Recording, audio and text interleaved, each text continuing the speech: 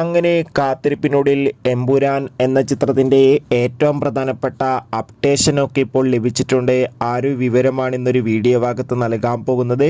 വീഡിയോയ്ക്ക് മുൻപ് video like ചെയ്യുക, ചാനൽ സബ്സ്ക്രൈബ് ചെയ്യുക. കഴിഞ്ഞ ജനുവരി മാസം ധാരാളം ചിത്രങ്ങൾ OTT റിലീസ് ചെയ്തിട്ടുണ്ട്. നമ്മുടെ ചാനൽ ഭാഗം പരിശോധിച്ചാൽ നിങ്ങൾക്ക് ആ വീഡിയോയ്ക്ക് കാണാൻ വേണ്ടി സാധിക്കും. അതോടുകൂടി ഈ ഒരു ഫെബ്രുവരി മാസം ഇനി അങ്ങോട്ട് OTT ചിത്രങ്ങളുടെ പെരുമഴയാണ്. ആ ചിത്രങ്ങളുടെ വീഡിയോ ഒക്കെ നമ്മുടെ ചാനൽ ഭാഗം പരിശോധിച്ചാൽ നിങ്ങൾക്ക് കാണാൻ വേണ്ടി സാധിക്കും. അതൊക്കെ ഒന്ന് കാണുക. കൂടുതൽ സിനിമാ വാർത്തകൾ നിങ്ങൾക്ക് പെട്ടെന്ന് ലഭിക്കാൻ വേണ്ടി നമ്മുടെ ചാനൽ ഇപ്പോൾ തന്നെ സബ്സ്ക്രൈബ് ചെയ്യുക. അപ്പോൾ നേരെ ഇന്നത്തെ വീഡിയോയിലേക്ക് പോകാം.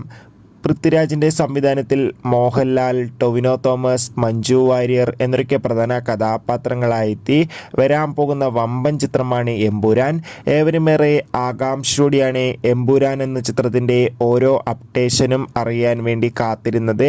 ചിത്രത്തിൻ്റെ ഒഫീഷ്യൽ ടീസർ കഴിഞ്ഞ ജനുവരി 26 റിലീസ് ചെയ്തിട്ടുണ്ടായിരുന്നു. അതിഗംഭീരമായ പോസിറ്റീവ് റെസ്പോൺസ് ആയിരുന്നു ചിത്രത്തിൻ്റെ ടീസറിന് സ്വന്തമാക്കാൻ വേണ്ടി സാധിച്ചിട്ടുണ്ടായിരുന്നത്.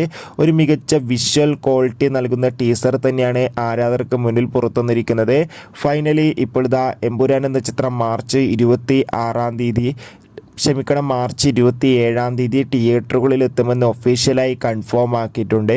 ഇപ്പോൾ ഇതാ റിലീസിന് മുമ്പ് തന്നെ ചിത്രത്തിൻ്റെ OTT സാറ്റലൈറ്റ് അപ്ഡേഷൻ പുറത്തുവന്നിരിക്കുകയാണ്. പതിവ് പോലെ തന്നെ എമ്പുരാൻ എന്ന ചിത്രത്തിൻ്റെ സാറ്റലൈറ്റ് അവകാശങ്ങൾ ഏഷ്യാനെറ്റ് തന്നെയാണ് സ്വന്തമാക്കിയിട്ടുള്ളത്.